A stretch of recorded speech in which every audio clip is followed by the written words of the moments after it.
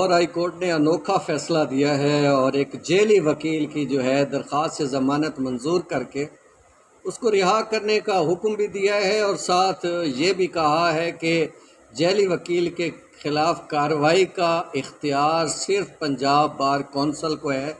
کوئی شخص انفرادی طور پر کسی وکیل کو جیلی قرار دے کر مقدمہ درج نہیں کرا سکتا۔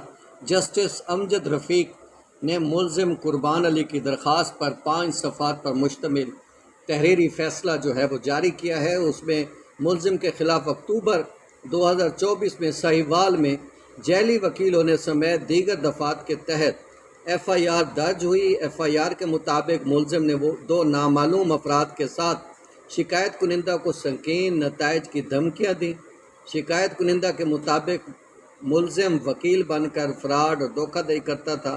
شکایت کنندہ کے مطابق ملزم نہ وکیل ہے نہ ہی وکالت کی کوئی ڈگری رکھتا ہے، جبکہ پنجاب بار کونسل نے کہا کہ ہمارے پاس تو کسی قسم کی شکایت درج نہیں کرائی گئی۔